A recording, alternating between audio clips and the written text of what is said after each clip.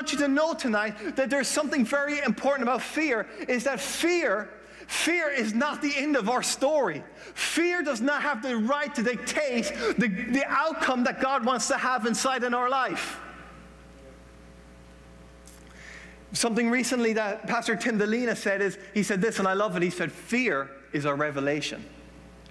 And what did he mean by that? He said, he was speaking, and I'm going to just use his analogy. He said, for years, he was always preaching to people and teaching people about just be anxious about nothing but by prayer and supplication and make your request known to God. And all of a sudden he had young kids and he began to take journeys across the world to preach. And also he used to get really afraid on planes. I mean, he used to get this crippling fear that was on planes.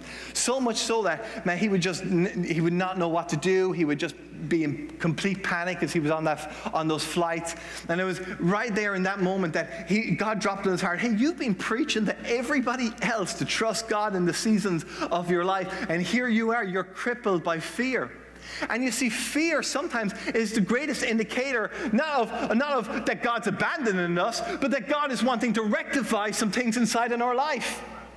You see, it's been said before that when we face a dead end in our life, it's not that God's abandoned us and there's nowhere else to go in our life. Sometimes a dead end is God putting a blockade and saying, I'm taking you in a redirection to somewhere better than I'm taking you inside in your life. So something or symptomatic of something that maybe deeper that might be going on inside in your life right now. Corrie ten Boom said it like this. She said, worry does not empty tomorrow of its sorrow. It empties today of its strength. Worry does not empty tomorrow of its sorrow. It empties today of its strength. And so Jehoshaphat will go into for the next few verses, and he'll begin to say, are you not the God who delivered Israel? Are you not the God who was with us in the times of the most difficult seasons of our life? Are you not the God in heaven? Do you not rule in the kingdom and the nations? In your hand is there not power and might, so that no one is able to withstand you? Are you not our God who drove out the inhabitants of the land before your people Israel and gave it to your descendants of Abraham, your friend, forever? He begins to declare who God is. And I think some people tonight may need to revisit and remind themselves of who their God is today.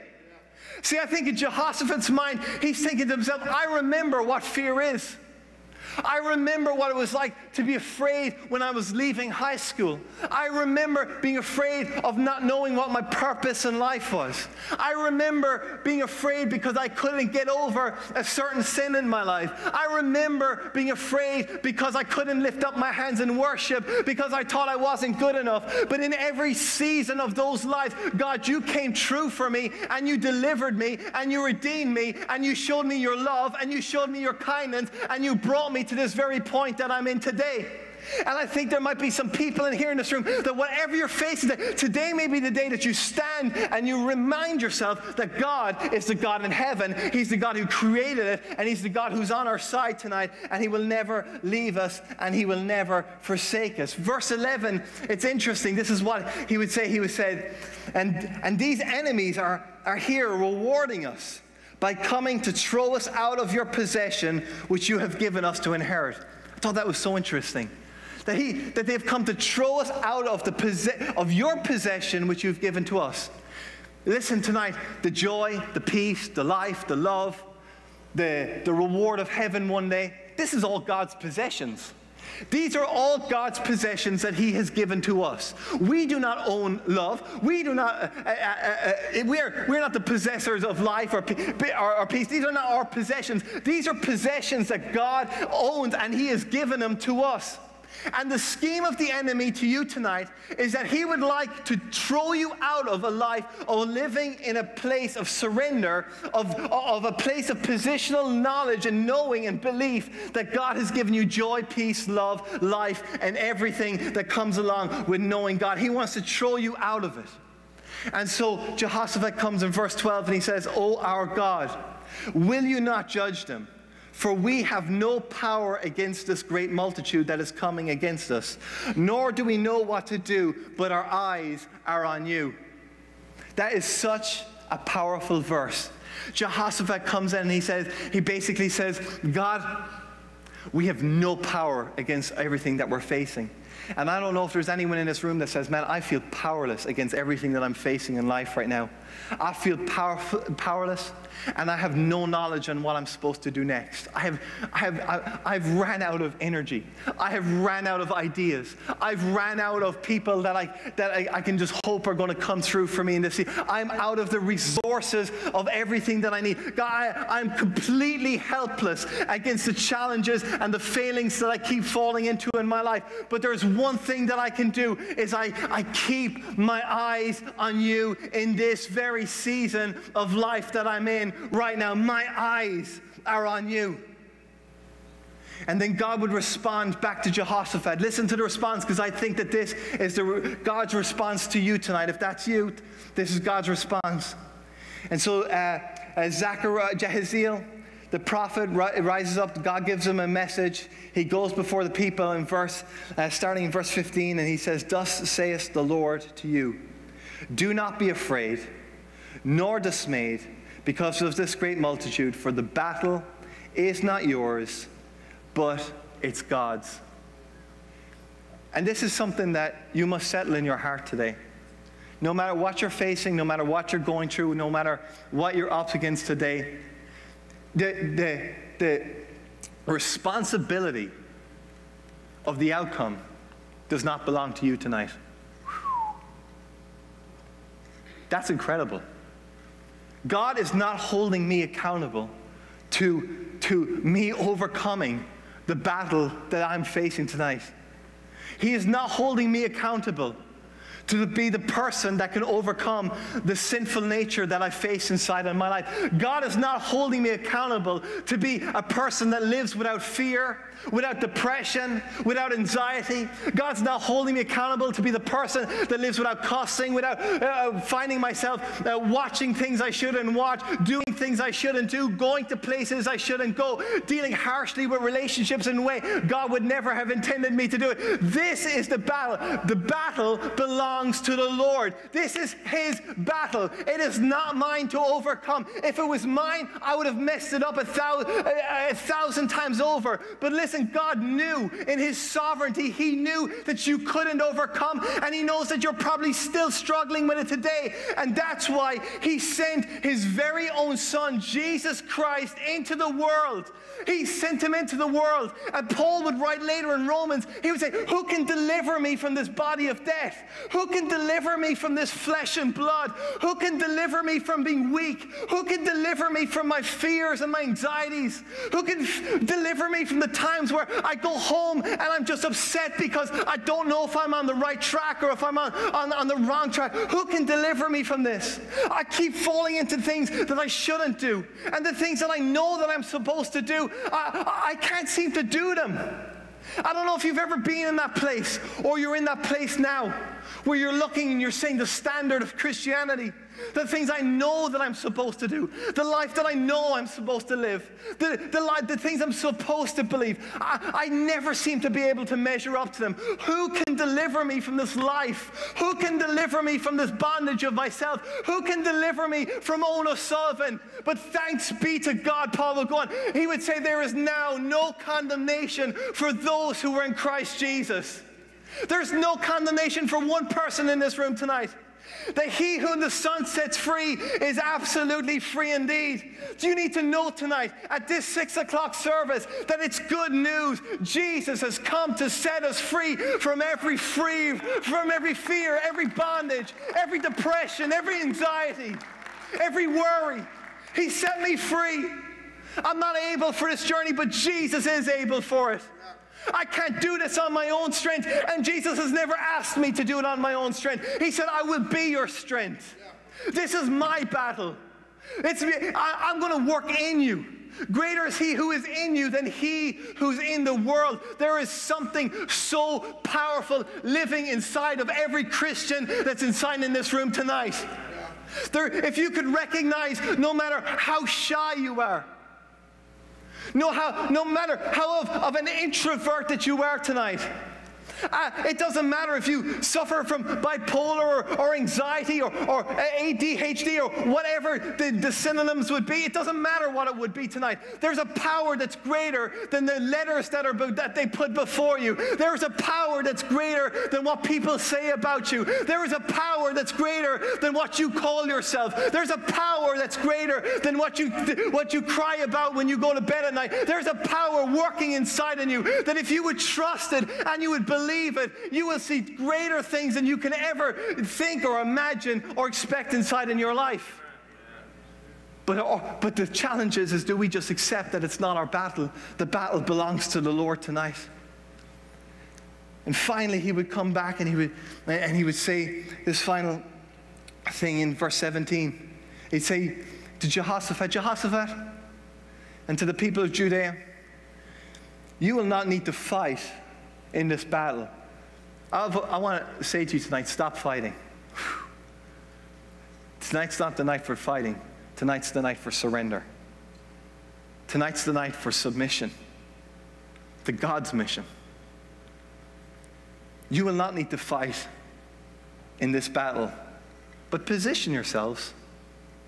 Stand still and see the salvation of the Lord who is with you. And I'm going to invite the worship team to come back tonight. And I was just in my office and I was praying about this.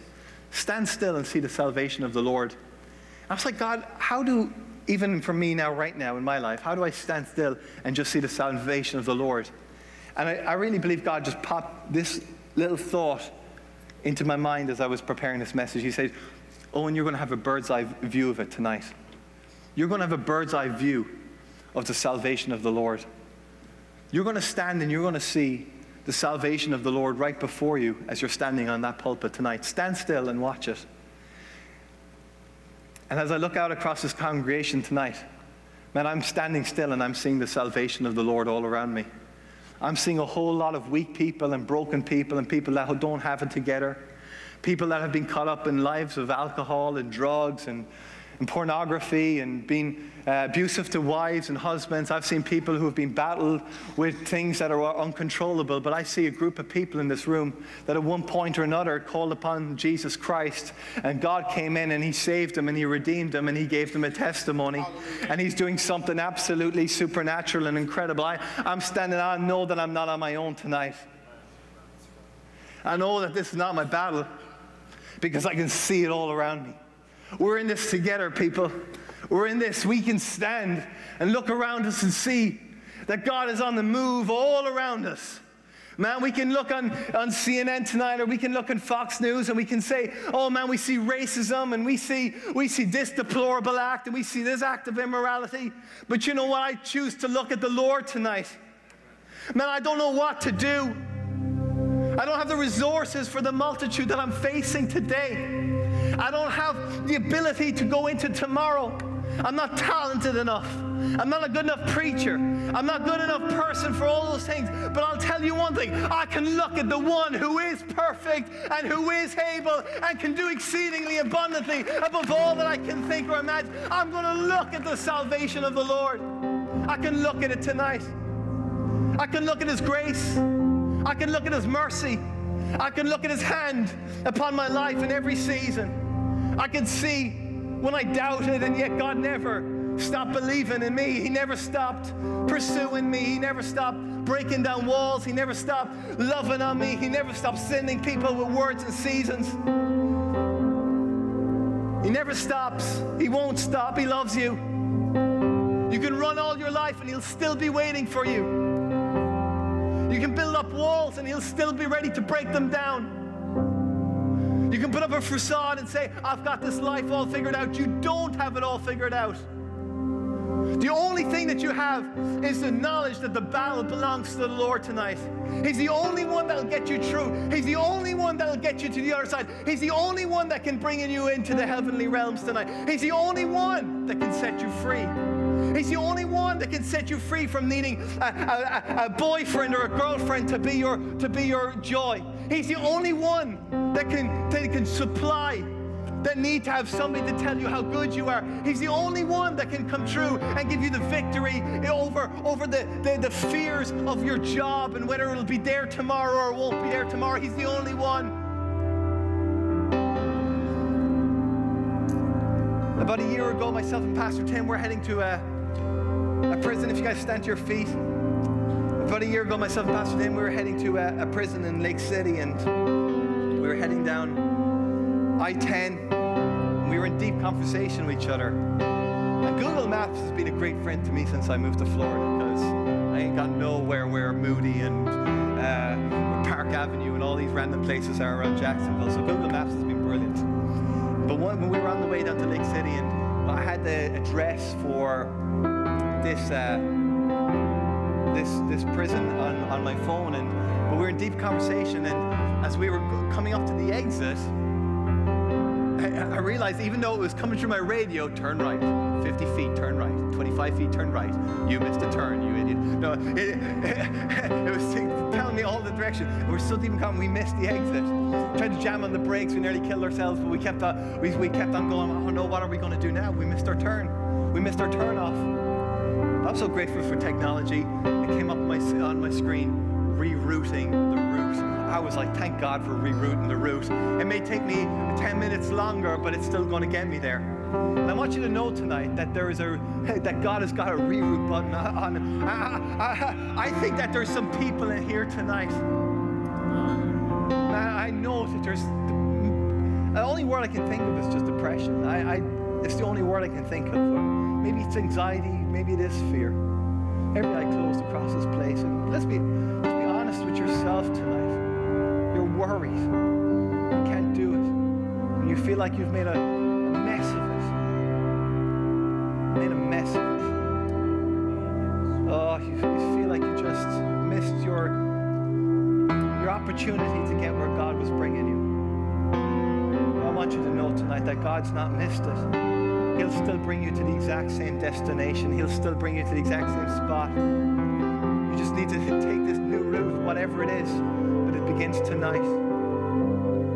And I want you to be honest. I want us to have a time of worship up here, and I'm going to be the first one at the altar tonight. I just think that we just need to come to a place of surrender before God, surrender our fears. If you're struggling with fear tonight, would you step out of your seat and just come to the front? Just find a place here at the altar just to kneel. If you're facing fear of any form, fear, if you're just facing fear, just come, kneel, stand, whatever it is. I just encourage you, come, surrender that to God tonight. You're going to get an opportunity to stand still, I believe, and see the salvation of God. If you're facing condemnation today, condemned, you feel condemned, because it's not God who's condemning you tonight, but you feel condemned, then I want you to come find a place here at the altar tonight. Realize the battle belongs to God tonight. There's no condemnation for those in Christ Jesus. He loves you. Run back into his arms tonight. Run back. Find a place at the seat of mercy. Find a place at the seat of grace again tonight. If you are in a place of just anxiety and depression in your life today, worried about tomorrow, worried about all the different things that you cannot control inside in your life, stop fighting today. If you're in that place and you're trying to fight your way out of your problems today, I want you to come and find a place at the altar today and surrender them before God and say, God, I'm going to stop fighting now. This is a time. I'm going to stop fighting, and I'm going to trust in your salvation. I'm going to trust in your ways. I'm going to trust in your might. I'm going to trust in your power in everything that's in my life. Is there anyone else tonight? You can find your place at this altar. We're going to just sing a few songs of worship. And if you're here around the front, I want you to shut out everything else that's going around you. Shut out what even song we're going to sing next. I want you to get personal with God. God has not just come to reconcile us just for the sake of reconciliation. He's come to reconcile us for relationship. He wants to have a relationship. The God of the universe loves you and wants to have a relationship with you. It means opening up your mouth and saying, God, I love you. God, I surrender my my fear to you. I surrender my brokenness. I surrender my inability. I surrender my relationship. I surrender all the things I'm facing. I surrender the drugs. I surrender the cussing. I surrender, Lord, all of the mistakes that's going on. I surrender. And guess what? This is amazing. This is what God does. God comes down and he says, I don't hold it against you. That's my battle. And I'm working it out in you. And I'm sorting it out even though you can't even see it yet. Just trust me. Just believe me. Just have confidence in me. And I'm going to work it all out in the season that you're in. Come on, let's begin to worship.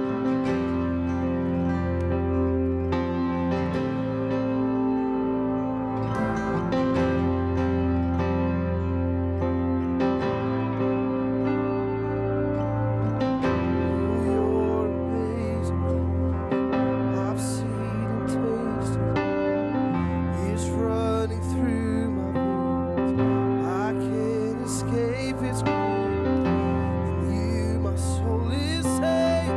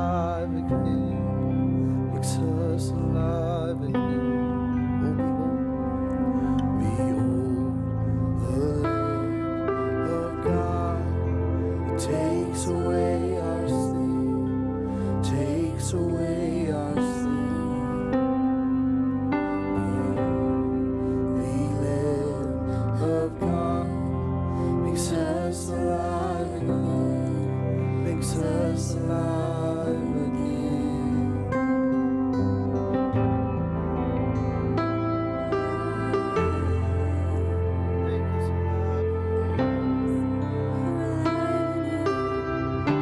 You know, the beauty of just even of having a 6 p.m. service is that sometimes it's just an opportunity for us to just go a little bit deeper, stay a little bit longer, or just rest a little bit for a bit more. And you know, I noticed some people in here, and maybe you've enjoyed the service, and you maybe have places to go, you may have kids that you need to pick up, or whatever it is. And so I'm going to just pray and dismiss you in a moment. But for anyone else that wants to stay back for a little while, I'm just going to ask the worship team just to stay for a while, because I think God is doing a deep work in some people's life.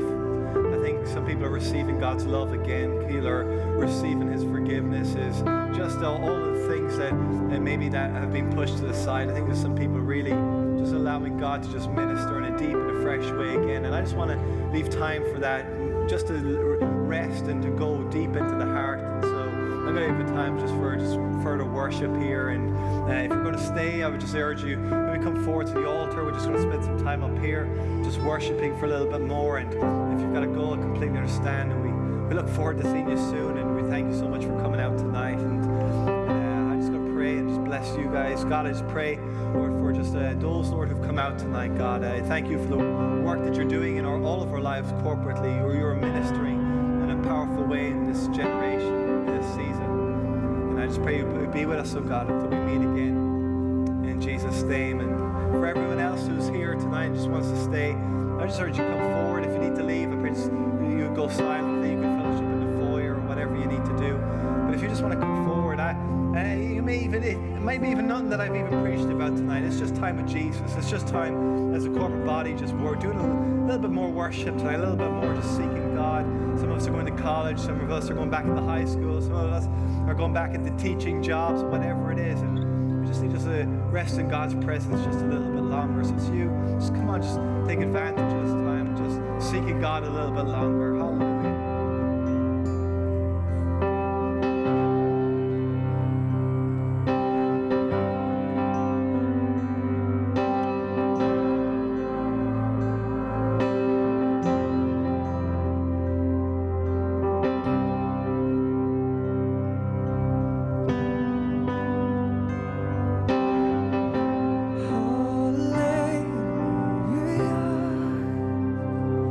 You have won